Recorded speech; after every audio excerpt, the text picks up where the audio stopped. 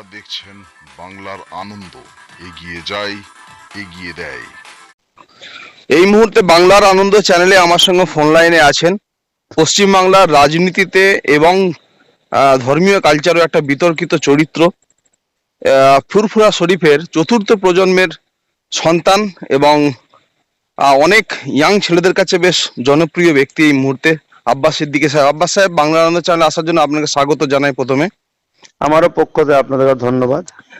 আব্বাস সাহেব, এই মুহূর্তে আপনাকে নিয়ে যে বিতর্ক চলছে, অনেক প্রশ্নের মুখোমুখি আপনি হচ্ছেন। আমি আপনাকে সরাসরি একটা প্রশ্ন করতে চাইছি, আপনি হঠাৎ করে প্রতিবাদের ধরন বা ঠিক এরকমই হচ্ছে কেন, যেভাবে ঠিক রাজনৈতিক লিডাররা করেন? কি ভাবনা চিন্তা আপনার? দেখুন, যখন রাজনীতির মধ্যে দুর্নীতি ঢুকে গেছে, সেই দুর্নীতি যখন মুক্ত করতে চাইছি, তাহলে রাজনীতির অ্যাঙ্গেলই তো করতে হবে। যে জিনিস দিয়ে পরিষ্কার করা সম্ভব, সেই জিনিসটাকে সেই জিনিস দিয়েই পরিষ্কার করতে হবে। রাজনীতির দুর্নীতিকে মুক্ত করতে গেলে রাজনীতির প্ল্যাটফর্ম থেকেই মুক্ত করতে হবে, এটা আমি মনে করি, তাই বলছি। তো রাজনীতিতে ফুরফুরা শরীফের কোনো মানুষ, বিশেষ করে এই ফুরফুরা শরীফ না, আপনার দাদা হুজুর পীর কেবলার যারা বংশধর আছেন, সরাসরি রাজনীতিতে সম্ভবত আপনি প্রথম এলেন। তো আপনি কি একেবারে শেষ দিকে ছাড়তে চান, নাকি মাঝখান থেকে ব্যাক করবেন, প্রথমে জাস্ট একটা ধাক্কা দিতে চাইছেন? দেখুন, যেখানে আমাকে ইসলাম বাধা দেয়নি রাজনীতি করতে, সেখানে আমার আসতে কোনো অসুবিধা নেই। বা শুনুন, পীর মোর্শেদ কেবলারা সরাসরি আসেনে, তারা কিন্তু ভালো মানুষকে সামনে রেখেছিলেন, তেনারা অন্য সাইডে কাজ করেছেন। অনেক সময় দেখা যায় একটা সাইডে একজন কাজ করছে, আর এক সাইডে আর একটা জন কাজ করতে দেয়। সেহেতু তেনারা এমন একটা সময়ে পশ্চিম বাংলার মানুষ যখন শিরক বেদাত কুফরির মধ্যে জড়িয়েছিল, তেনাদের ঘরে ওই মেসেজটা দিতে গিয়ে বেশি সময় দিতে হয়েছে। তাই তেনারা কিছু ভালো ব্যক্তিত্ব ঘরে এই দিকটা আসার পরামর্শ দিয়েছিলেন। তেনারা ওই দিকটা থেকে মানুষকে প্রকৃত সরল সঠিক ধর্মীয় রাস্তাটা দেখিয়েছিলেন।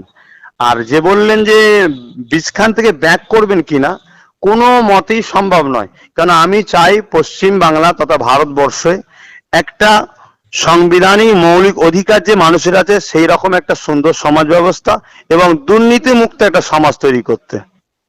আপনি কি কোনো রাজনৈতিক দল, কোনো পার্টির একটা নামকরণ করে মাঠে নামবেন? কিছু ভাবনা চিন্তা এলো? হ্যাঁ, আমার অলরেডি রেডি হয়ে আছে। আমি বড় একটা জমায়েত করে ঘোষণা দিতে চাইছি, কিন্তু এই সময় করোনার জন্য বড় জমায়েত করছি না। সেহেতু সময় আসলে বিশাল বড় একটা জমায়েত করে তার মাধ্যম দিয়ে আমি ঘোষণা দেব। আব্বাস সাহেব, অন্য কওমের কথা যদি বলা হয়, হিন্দুত্বের নামে আরএসএস এর যে রাজনৈতিক উইং, সে বিজেপি, তারা যে রাজনীতি করছে এবং সেখানে অনেকটা সাম্প্রদায়িকতার উস্কানি, শুধু না সাম্প্রদায়িকতা এজেন্ডাও প্রকাশ্যে চলে আসছে অনেক সময় কর্মসূচির মধ্যেও। তো মুসলিম সমাজ থেকে, বিশেষ করে একেবারে দাদা হুজুর পীর কেবলার বংশধর থেকে যদি রাজনৈতিক পার্টি তৈরি করা হয়, তাহলে কি বকলমে আপনার সংখ্যালঘু সম্প্রদায় থেকে উঠে আসা মুখ যদি নিজস্ব দল তৈরি করে, তাহলে কি সেই সংখ্যাগুরুর সাম্প্রদায়িকতাকে কি প্রাধান্য দেওয়া হয়ে যাবে না? কোনো মতেই নয়, কোনো মতেই নয়। কেউ যদি এটা ভাবে, সেটা তার ভুল ধারণা। কারণ আমি মানব সেবাতে এসেছি, দেশ সেবাতে এসেছি। সেহেতু কোনো একটা বিশেষ দল বা রাজনীতির দল, তারা যদি কোনো উস্কানিমূলক কথা বলে বা কোনো একটা বিশেষ ধর্মের দোহাই দিয়ে রাজনীতি করতে চায়, সেটা তাদের ব্যক্তিগত ব্যাপার। কিন্তু ওটা আমার ভারতবর্ষের জন্য শোভা পায় না। তারা আজকে করছে, এটা আমার ভারতবর্ষে মানে এটা দুর্ভাগ্য এটা। কিন্তু আমার ভারতবর্ষ হচ্ছে ধর্মনিরপেক্ষ দেশ। এদেশের রাজনীতি সর্বধর্ম মানুষের সমন্বয় নিয়ে রাজনীতি করাটা হচ্ছে এদেশের কালচার। সেহেতু আমি যখন একটা লিডার বা রাজনীতির নেতৃত্ব দিতে চাইছি বা রাজনীতির প্রশিক্ষণ দিতে চাইছি বা রাজনীতিতে আসতে চাইছি, তখন আমার দায়িত্ব হবে দেশ ও দেশবাসীর সকলকে সমান নজরে দেখে সবার সমান অধিকারের কথা। তবে যারা পিছিয়ে পড়ে আছে, যে মানুষটা একদিন শুকিয়ে আছে, যে মানুষটা 10 দিন শুকিয়ে আছে, আমার কাছে যখন কোনো জিনিস আসবে যে 10 দিন শুকিয়ে আছে, তাকে আগে খাওয়া দেওয়া দরকার। সেহেতু সবার কথা ভাবা, এটা হচ্ছে আমার দেশের গণতন্ত্র। এভাবেই আমি আসতে চাইছি। বিশেষ কোনো একটা রাজনীতি দলকে খুশি করব, বাকি কারো বিরোধী করব, এটা কিন্তু আমার উদ্দেশ্য নয়। পীরজাদা তহা সিদ্দিকী সাহেবরা যেভাবে প্রতিবাদ কর্মসূচি করেছেন, সেখানে সরাসরি রাজনীতির ছোঁয়া ছিল না। এরকম অভিযোগ আসছে আপনাদেরই ফুরফুরার যারা অনুসারী তাদের মন থেকে এবং অন্যান্য সমাজের মুসলিম সমাজের মানুষের কাছ থেকেও, যে আপনি দাদা হুজুরের নাম ভাঙিয়ে রাজনীতিটা যেভাবে করছেন, এতে করে দাদা হুজুরের নাকি সম্মানহানি ঘটছে, ফুরফুরা শরীফের যে ইজ্জত সেটা নাকি হানি হচ্ছে। যদি কেউ বলে দাদা হুজুরের নাম ভাঙিয়ে করছে, আমি এর জন্য দুঃখিত। তেনাকে আমি অনুরোধ করব আপনি আরেকটু ভালো করে বুঝুন যে আমি অ্যাকচুয়ালি মুসলিম সমাজ, তাদের ধারণা হলো পীর সাহেবরা কেন রাজনীতি করবে। তাই আমি তিনাদের উদ্দেশ্যে বোঝাতে চেয়েছিলাম যে মোজাদ্দেদ জামান মানুষের স্বার্থে, দেশের স্বার্থে 44টা ব্যক্তিকে তিনি বলেছিলেন, বাবা তোমরা যদি আগে যাও আমি তোমাদের হয়ে আমার ভক্ত মুরিদদের বলে দেবো যে বাবা তোমাদের ঘরের জন্য সাপোর্ট করে। মূলত এই জিনিসটা বোঝাতে চেয়ে আমি কথা বলেছিলাম। সেটা যদি কেউ ভুল ব্যাখ্যা নাই সেটা তার ব্যাপার। দ্বিতীয় নম্বর কথা হচ্ছে, কোনো পীর সাহেব, কোনো পীরজাদা তিনারা কিভাবে করেছে সেটা তিনাদের স্বাধীনতা। আমার দেশ, আমার ধর্ম আমাকে স্বাধীন দিয়েছে। আমি যে রাজনীতি করতে চাইছি যদি ইসলামে হারাম থাকে এবং আমার সংবিধান যদি আমাকে অধিকার না দিয়ে থাকে, সেটা যদি কেউ দেখে দিতে পারে তাহলে আমি জায়গাতে ফিরে যাব। সেটা যখন দেখাতে পারছে না, তাহলে এইভাবে উস্কানিমূলক কথা বলে আমাকে কখনো রোকা সম্ভব নয়। রাজনীতির ময়দানে অনেক সময় অনেক ধরনের প্রতিকূল পরিস্থিতির মধ্যে পড়তে হবে। সেখানে রাজনৈতিকভাবে মোকাবিলা করতে গিয়ে অনেক সময় এমনও হয়ে যায় যে ফিজিক্যাল অ্যাটাক হয়ে যায়, পাল্টা অ্যাটাকে যেতে হয়। তো এই যখন ধরনের পরিস্থিতি যখন হবে, তখন কি আপনি পীর সাহেবের আওলাদ আমার গায়ে বা আমাদের কর্মীদের গায়ে কেন আঘাত দেয়া হলো, তাদের উপর আল্লাহর লানত হয়ে যাবে, এই ধরনের কথাবার্তা কি বেরিয়ে আসবে? এটা অনেকে ভাবছেন উনি নাকি সেই সময় সেই ধরনের কথাবার্তা বলতেও পারেন। কি উত্তর দেবেন? দেখুন একটাই কথা বলবো, রাজনীতিতে কখনো হাতাহাতি হওয়া এটা রাজনীতি নয়, এটা হচ্ছে দুর্নীতি বা এটা হচ্ছে একটা গণতন্ত্রকে হত্যা নীতি। কেন আমি কাকে ভোট দেবো, আমি কাকে ভালোবাসবো, আমি কার সঙ্গে দল করবো, এটা তো আমার স্বাধীনতা। তাহলে সেই জায়গায় হাতাহাতি হওয়াটা এটা পশ্চিমবাংলার কালচার, অবশ্য দুঃখজনক। এই কালচারটাকে চেঞ্জ করে ভালো একটা সমাজ গড়ার জন্যই তো লক্ষ্য। কেন হবে এটা? আমার যাকে ভালো লাগে আমি তাকে সাপোর্ট করব, আপনার যাকে ভালো লাগে আপনি তাকে সাপোর্ট করবেন। আপনি যদি উন্নয়ন করে থাকেন তাহলে আপনি ভোট পাবেন, আমি যদি উন্নয়ন না করে থাকি লোক আমি যতই বুঝাই আমার কথা শুনবে না। তাহলে সেই জায়গায় হাতাহাতির প্রশ্নটা আসাটাই হচ্ছে সবচেয়ে দুর্ভাগ্যজনক। ওটাকে আমি বিশ্বাস করি না, ওটা আমি ভাবি না। দ্বিতীয় নম্বর কথা হচ্ছে, কেউ যদি গণতন্ত্র হত্যা করে কারো গায়ে হাত দেয় বা কারো অত্যাচার করে, সে সাংবিধানিক দিক দিয়ে সেটা দেশদ্রোহী। অতএব তার জন্য প্রশাসন আছে, আইন ব্যবস্থা আছে, আশা রাখছি তারা ঠিক ব্যবস্থা করবে।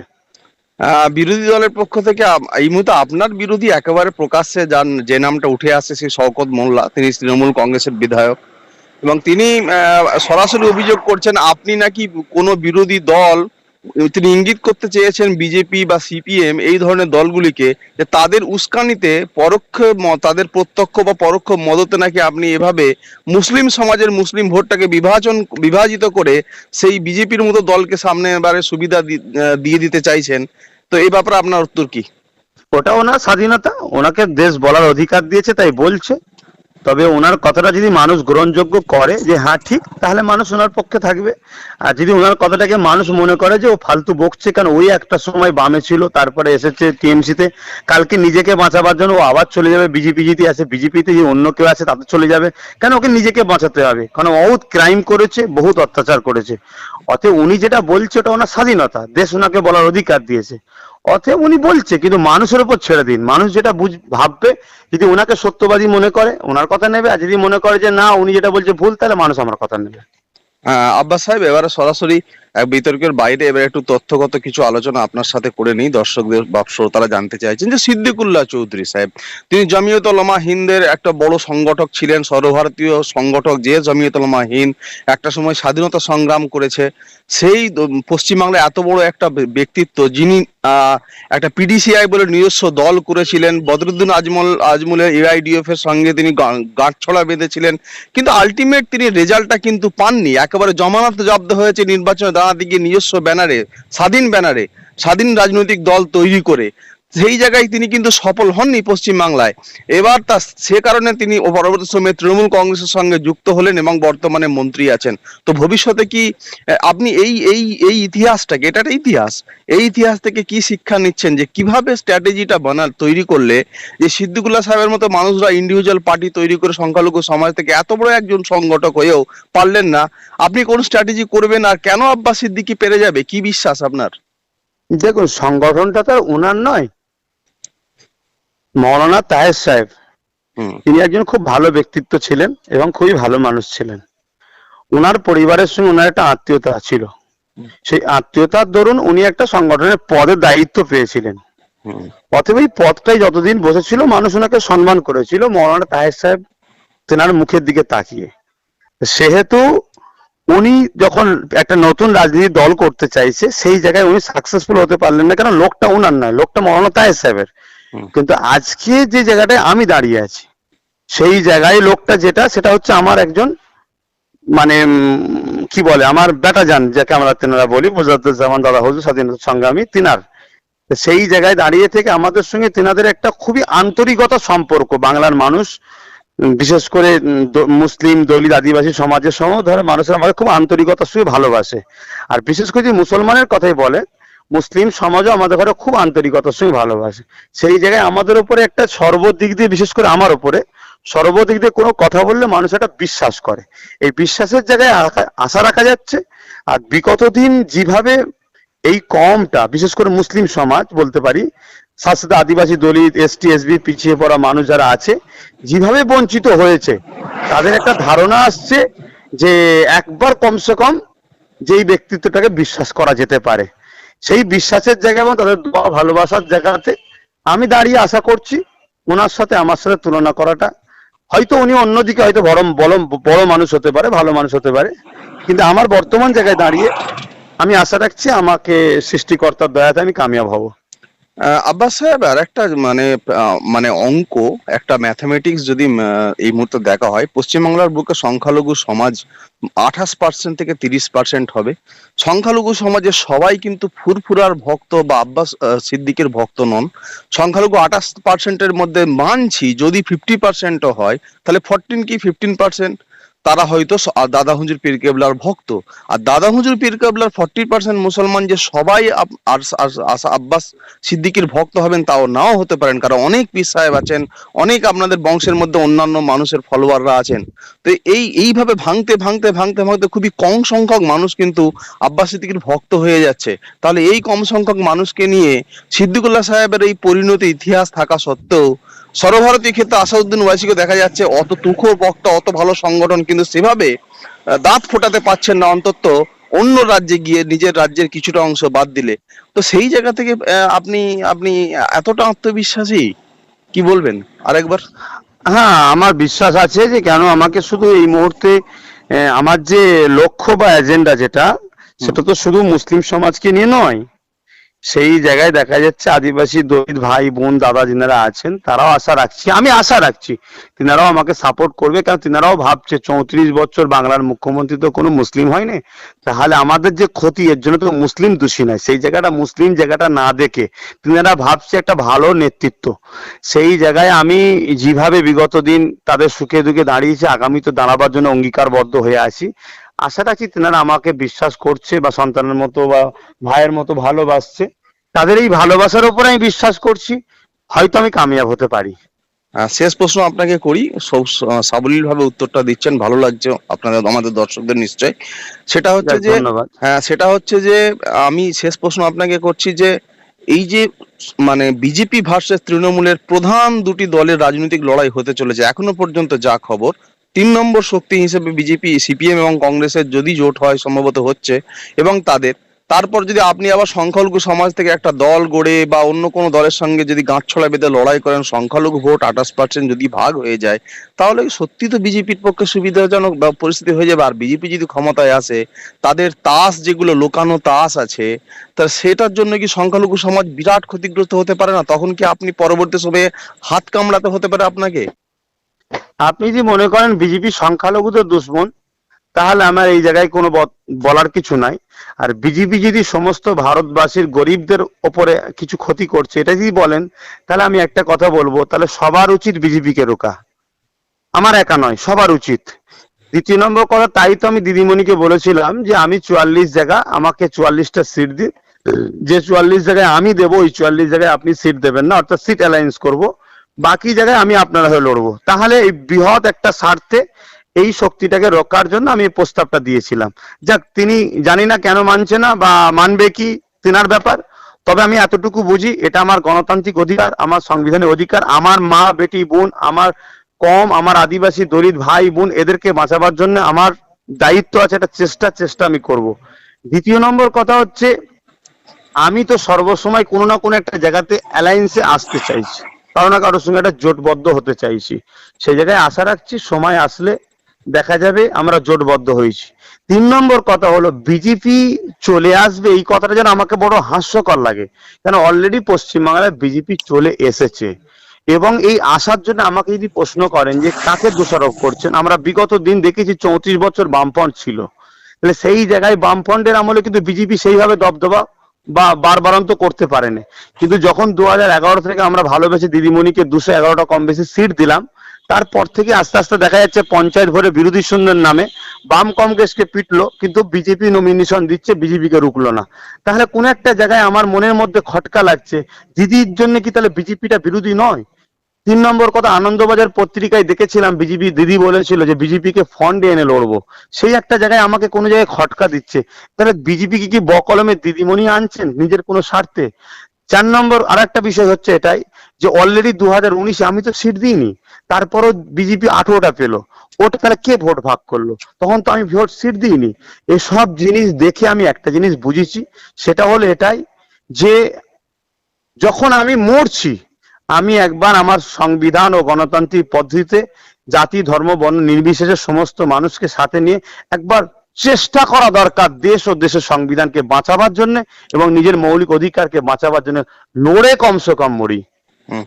আব্বাস সাহেব, 44টা সংখ্যার ব্যাপারে তৃণমূল কংগ্রেসের একটা স্পষ্ট বক্তব্য আছে। তারা অনেকে বলা বলি করেন, আমাদের কানে সে খবর আছে যে আপনি যদি 44টা সিট নিজে থেকে নির্ধারণ করতে চান, তাতে তৃণমূল কংগ্রেসের ব্যানারই হোক, আপনি হয়তো প্রথমে সেটাই বলেছিলেন যে দরকার হলে তাই হোক, কিন্তু আমি 44টা প্রার্থী ঠিক করব, আমরা ঠিক করব যারা কাজ দেবে। তা যদি হয়, তাহলে আপনাকে যদি 44টা সিট মমতা বন্দ্যোপাধ্যায় মেনে নিতেন, তাহলে তহা সিদ্দিকী সাহেব কিছু চাইতেন, সিদ্দিকুল্লাহ চৌধুরী সাহেব কিছু চাইতেন, এভাবে যদি আপনাদেরকে বেশি গুরুত্ব প্রকাশ্যে বা একবার ওপেন দিতে হতো, তাহলে সেক্ষেত্রে তো সেই আপনার সংখ্যাগুরু সমাজের প্রতি মমতা বন্দ্যোপাধ্যায় মুসলিম তোষণের তকমাটা আরো বেশি করে পেয়ে যেতেন, আরো বেশি দেগে যেতেন, গোদা বাংলায় যেটাকে বলা হয়। তো কি বলবেন তাদের উত্তরে? তারা এই ধরনের আমি যে 44টা বলেছি এটা সংখ্যালঘুদের পক্ষ থেকে বলিনি, নিশ্চয়ই আপনি হয়তো ব্যাপারটা জানেন না। এই সংখ্যালঘু নয়, বিভিন্ন জায়গায় আদিবাসী দলিত ঘর দাঁড় করিয়ে টোটালটা আমি বলেছিলাম, যেটা আমরা আমাদের পক্ষ থেকে একটা দেওয়া হবে আমাদের পার্টি থেকে, এটা বলা হয়েছিল। আর বিগত যিনাদের কথা বলছেন, তিনাদের সাথে তিনারা কি করবেন, তিনারা কি দাবি দাওয়া করবেন, দিদিমণি কি মানবেন না মানবেন, সবটা তিনার উপর নির্ভর। আমি কিন্তু চাইছি না, আমাকে যদি এই জায়গা ছাড়া হয় বাকি জায়গায় আমি বৃহৎ স্বার্থে তেনাকে সাপোর্ট করব, আমি কেন চাইতে যাব? আমি আমার যেখানে মনে হবে গণতান্ত্রিক অধিকার, আমি সেখানে সিট দেবো। বাম দিচ্ছে, কংগ্রেস দিচ্ছে, নির্দল দিচ্ছে, আরো কত রকম লুটা হারিকেন লন্ঠন হাতি ঘোড়া কত দল দিচ্ছে, কারো বেলায় বিজেপি আসছে না, ভোট কাটাকাটি হচ্ছে না, আর আমি যখন দিচ্ছি ওই কথাটা আসছে কেন? তাহলে এটা কোনো কমনাল মাইন্ড তৈরি হচ্ছে কেন? অতএব এই কথা যারা বলে তাদের ঘরে আমি মনে করি হয় সে অশিক্ষিত মূর্খ, আর না হয় সে সমাজকে ধোকা দিতে চাইছে। আব্বাস সাহেব, একটা ফ্যামিলিগত প্রশ্ন উঠে আসছে যে তহা সিদ্দিকী সাহেবের যে প্রভাব, যে প্রতিপত্তি তৃণমূল কংগ্রেস সরকার আসার পরবর্তী সময়ে তিনি সেটা করতে পেরেছেন, তার আগেও ছিল, এবং সে কারণে নাকি আপনি জেলাসি হয়ে, আপনি ইগোই নিয়ে বা জেলাসি হয়ে একটা ঈর্ষান্বিত হয়ে নাকি আপনি নিজেও একটা প্রভাব তৈরি করতে চাইছেন সংখ্যালঘু সমাজে। কি বলবেন? যদি এই প্রশ্নটা কেউ তোলে, আমি তাকে খুবই অত্যন্ত দুঃখের সাথে বলবো, সে একটা বড় মূর্খ ছাড়া আর কিছু নয়। বাপ বেটাই কখনো ঈর্ষা হয় না, তিনি আমার কাকা হন, তিনার সঙ্গে আমি কি ঈর্ষা করব? তিনাকে আমি শ্রদ্ধা সম্মান করি, তিনাকে আমি নিজের জানের থেকে বেশি ভালোবাসি, তিনি আমার কাকা হন। এটা যারা বলছে তাদের খুবই জ্ঞানের কম আছে। এবারে ওনার যেটা ভালো লাগছে উনি সেটা করছেন, ওনাকেও দেশ স্বাধীনতা দিয়েছে। আমার যেটা মনে হয়েছে যে এই সময়ে আমাকে আমার ভবিষ্যৎ, আমার ভালোবাসার মানুষের ভবিষ্যৎ, আমার দেশের ভবিষ্যৎ, গরিব অসহায়দের ভবিষ্যতের জন্য আমার মনে হচ্ছে এটা করলে ভালো হবে। মানুষের সঙ্গে আলোচনা করেছি, বেশিরভাগ মহল থেকে আমাকে মানুষ বলেছে আপনার সাথে আছি, তাই আমি করছি। তবে ঈর্ষা টির্ষা যারা বলছে, এটা সেটা শিক্ষার কমের একটা পরিচয় দিচ্ছে। কেন বাপ বেটায় কখনো ঈর্ষা হতে পারে না। তহা সিদ্দিকী সাহেবের ইন্টারভিউ আমরা করেছি, আজকে তা ছেড়েছি। আপনার কাছে হোয়াটসঅ্যাপে আমরা দিয়েছি, আপনি দেখে নেবেন। তো ওনাকে আমি বলেছিলাম যে আব্বাস সিদ্দিকী যেভাবে যা চলছে, আপনি যা বললেন, আপনি তার জন্য কি দোয়া করবেন? আপনি সবার জন্য, মুরিদদের জন্য দোয়া করেন, কওমের জন্য, কওমের সমস্ত মানুষের, জীব জন্তুর জন্য দোয়া করেন, অন্যান্য অ্যানিমালস এর জন্য। তো আপনি তার জন্য কি দোয়া করবেন? তো উনি বলেছেন যে আমি দোয়া করব দাদা হুজুর পীর কেবলার বা ফুরফুরার উপরে ইজ্জত বা গরিমা যাতে বজায় থাকে, সেটার দিকেও বেশি করে লক্ষ্য রাখুক, আল্লাহর লক্ষ্য রাখা সে তৌফিক দান করুন, এরকম উনি দোয়া করেছেন। তো আপনিও তো দোয়া করতে পারবেন আমাদের মুরিদদের জন্য বা ওনার জন্য, আপনি কি দোয়া করবেন আল্লাহর কাছে? একটা সন্তান হিসেবে বাবার জন্য যে দোয়া করা দরকার সে দোয়া করছি, আর মানুষ হিসেবে মানুষের জন্য যে দোয়া করা দরকার সে দোয়াটা অবশ্যই করছি বা করে থাকি। অসংখ্য ধন্যবাদ আব্বাস সাহেব। আপনাদের ভালো ধন্যবাদ, আপনারা ভালো থাকেন। আপনাদের সমস্ত চ্যানেলের ভিউয়ার্সকে আমার পক্ষ থেকে শুভেচ্ছা ও ভালোবাসা। ধন্যবাদ। ধন্যবাদ।